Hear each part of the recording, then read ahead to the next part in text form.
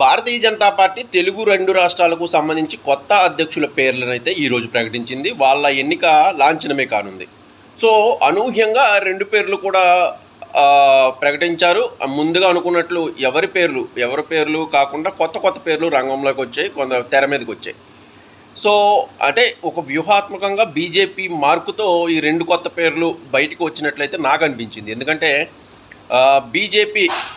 BJP మార్కుగా Andhra Pradesh నుంచి మాధవ్ పేరు పూర్తిగా ఆర్ఎస్ఎస్ భావజాలంతో మొదటి నుంచి బీజేపీకి అసోసియేట్ అయి ఒకసారి గ్రాడ్యుయేట్ ఎమ్మెల్సీ ఎన్నికల్లో కూడా గెలిచిన మాధవ్ పేరును ఈసారి ప్రతిపాదించారు.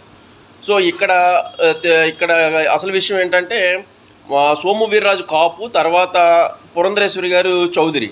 సో ఒక కమ్మ కులానికి సంబంధించిన వ్యక్తి కావడంతో ఈసారి ఖచ్చితంగా బీసీ కులానికి సంబంధించిన వ్యక్తిని ఎంపిక చేయాలని అయితే బీజేపీ అధిష్టానం భావించుండొచ్చు.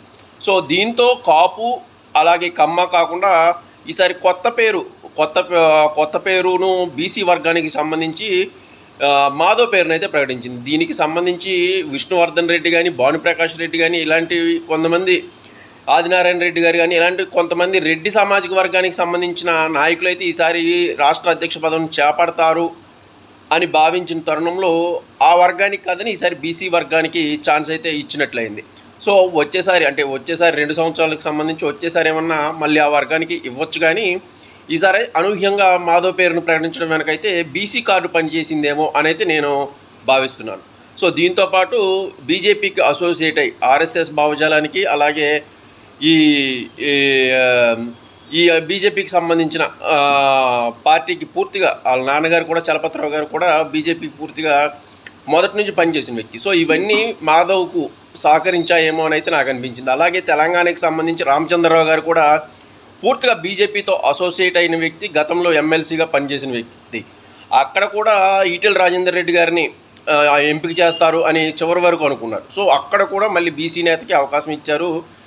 ఈ 2 కీలకమైన 2 రాష్ట్రాల్లో కూడా బీసీ నేతలు ఈసారి అయితే రాష్ట్ర అధ్యక్షులు కానున్నారు.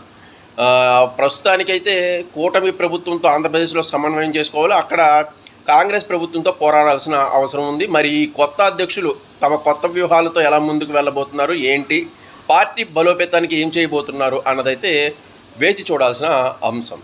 సో ఎప్పటికప్పుడు అప్డేట్స్ గురించి ఛానల్ను సబ్స్క్రైబ్ చేయండి, అలాగే వీడియోను లైక్ చేసి ప్రోత్సహించండి. Thank you.